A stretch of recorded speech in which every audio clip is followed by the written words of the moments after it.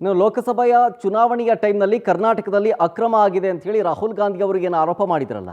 So ಈ ಸಂಬಂಧ ಚುನಾವಣಾ ಆಯೋಗದ ವಿರುದ್ಧ ಹೋರಾಟ ಮಾಡೋದಕ್ಕೆ ಕಾಂಗ್ರೆಸ್ ನಾಯಕರು ಸಜ್ಜಾಗ್ತಾ ಇದ್ದಾರೆ ರಾಜ್ಯದಲ್ಲಿ, ಜೊತೆಗೆ ರಾಹುಲ್ ಗಾಂಧಿ ಅವರ ನೇತೃತ್ವದಲ್ಲಿ. ಸೊ ಕಾಂಗ್ರೆಸ್ ಈಗ ಹೋರಾಟಕ್ಕೆ ಸಜ್ಜಾಗ್ತಾ ಇದೆ ಚುನಾವಣಾ ಆಯೋಗದ ವಿರುದ್ಧ. ಈ ಹೋರಾಟದ ವಿಚಾರದಲ್ಲಿ ರಾಜ್ಯ ಕಾಂಗ್ರೆಸ್ ನಾಯಕರಲ್ಲಿ ಒಂದಷ್ಟು ಕನ್ಫ್ಯೂಷನ್ಸ್ಗಳಿದ್ದಾವೆ. ರಾಹುಲ್ ಗಾಂಧಿ ಅವರ ನೇತೃತ್ವದಲ್ಲಿ ಆಗಸ್ಟ್ 5ನೇ ತಾರೀಕು ಬೃಹತ್ ಹೋರಾಟ ಮಾಡೋದಕ್ಕೆ ಈಗಾಗಲೇ ಕರೆ ಕೂಡ ಕೊಡಲಾಗಿದೆ.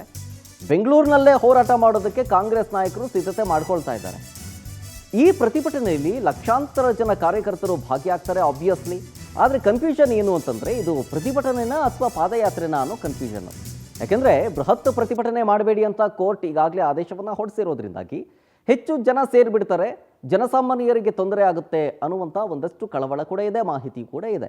ಹಾಗಾಗಿ ಈ ಮೂರು ಕಾರಣಗಳಿಂದ ಹೋರಾಟ ನಡೆಸುವ ವಿಚಾರದಲ್ಲಿ ನಾಯಕರಲ್ಲಿ ಗೊಂದಲ ಸೃಷ್ಟಿಯಾಗಿದೆ. ಆಗಸ್ಟ್ 5ನೇ ತಾರೀಕು ಬಹುತೇಕ ಈ ಹೋರಾಟವನ್ನು ಯಾವಾಗ ರಾಜ್ಯ ಕಾಂಗ್ರೆಸ್ ನಾಯಕರು ಜೊತೆಗೆ ರಾಹುಲ್ ಗಾಂಧಿ ಅವರ ನೇತೃತ್ವದಲ್ಲಿ ಇದು ಮಾಡ್ತಾ ಇರೋದ್ರಿಂದಾಗಿ ಸೊ ಹಾಗಾಗಿ ಕೋರ್ಟ್ ಕೂಡ ಮಾಡೋ ಹಾಗಿಲ್ಲ, ಬೃಹತ್ ಹೋರಾಟ ಮಾಡೋಂಗಿಲ್ಲ ಅಂತ ಹೇಳಿದೆ. ಸೊ ಬೃಹತ್ ಹೋರಾಟ ಮಾಡೋಂಗಿಲ್ಲ ಅಂತಂದರೆ ಹೆಂಗಾಗುತ್ತೆ? ಕಾರ್ಯಕರ್ತರು ಆಬ್ವಿಯಸ್ಲಿ ಸೇರಿಬಿಡ್ತಾರೆ. ರಾಹುಲ್ ಗಾಂಧಿ ಅವರು ಬಂದಂಥ ಸಂದರ್ಭದಲ್ಲಿ ಅವರನ್ನು ಮೆಚ್ಚೋದಕ್ಕೆ ಅಂತಾರೆ ಒಂದಷ್ಟು ಜನ ಕಾರ್ಯಕರ್ತರು ರೊಚ್ಚಿಗೆದ್ದು ಬಿಡ್ತಾರೆ. ಸೊ ಹಾಗಾಗಿ ಡೌಟ್, ಆಗಸ್ಟ್ 5ನೇ ತಾರೀಕು ಮೋಸ್ಟ್ ಪ್ರಾಬಬ್ಲಿ ಕಾಂಗ್ರೆಸ್ನ ಈ ಹೋರಾಟ ನಡೆಯುತ್ತಾ ನಡೆಯಲ್ಲವಾ ಅನ್ನೋದೇ ಒಂದಷ್ಟು ಡೌಟ್ಗಳಿದ್ದಾವೆ. ಡೀಟೇಲ್ಸ್ ಕೊಡ್ತಾರೆ ಇದ್ರ ಬಗ್ಗೆ ನಮ್ಮ ಪ್ರತಿನಿಧಿ ಆನಂದ್ ಫೋನ್ ಸಂಪರ್ಕದಲ್ಲಿ. ಆನಂದ್, ರಾಹುಲ್ ಗಾಂಧಿ ಅವರ ನೇತೃತ್ವದಲ್ಲಿ ಆಗಸ್ಟ್ 5ನೇ ತಾರೀಕು ನಡೆಯುವಂಥದ್ದು ಪ್ರತಿಭಟನೆನಾ ಅಥವಾ ಪಾದಯಾತ್ರೆನಾ? ಅದು ಒಂದು ಕಡೆ ಚರ್ಚೆ ಆಗ್ತಾ ಇದ್ದಾರೆ ಕಾಂಗ್ರೆಸ್ ನಾಯಕರಲ್ಲಿ. ರಾಜಕೀಯ ಪಡಸಾಲೆಯಲ್ಲಿ ಇದು ನಡೆಯುತ್ತೋ ನಡೆಯಲ್ವೋ ಅನ್ನೋದೇ ಅನುಮಾನ ಸೃಷ್ಟಿಯಾಗಿದೆ. ಕಾರಣ ಕೋರ್ಟ್ ಕೊಟ್ಟಿರುವಂಥ ಆದೇಶ. ಖಂಡಿತವಾಗ್ಲೂ ಶರತ್, ಚುನಾವಣಾ ಅಕ್ರಮಗಳಾಗಿದೆ, ಅದರಲ್ಲೂ ಕೂಡ ಮಹದೇವಪುರ ಕ್ಷೇತ್ರದಲ್ಲಿ ಮತಗಳ್ಳತನ ಆಗಿದೆ ಅಂತ ರಾಹುಲ್ ಗಾಂಧಿ ಅವರು ಗಂಭೀರ ಆರೋಪವನ್ನ ಮಾಡಿದ್ರು.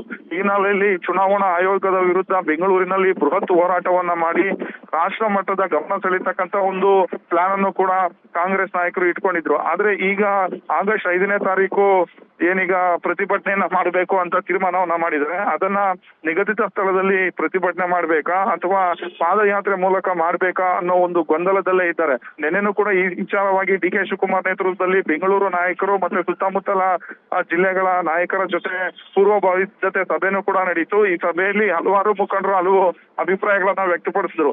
ಅದರಲ್ಲೂ ಕೂಡ RCB ವಿಜಯೋತ್ಸವದ ವೇಳೆ ಕಾಲ್ತುಳಿತ ಆಗಿ 11 ಮಂದಿ ಪ್ರಾಣವನ್ನ ಕಳೆದುಕೊಂಡಿದ್ರು. ಇದು ಈಗ ಈ ಒಂದು ಪಾದಯಾತ್ರೆ ಅಥವಾ ರಾಹುಲ್ ಗಾಂಧಿ ಅವರ ಪ್ರತಿಭಟನೆಗೆ ಕರಿನೆರಳಾಗಿರ್ತಕ್ಕಂಥದ್ದು.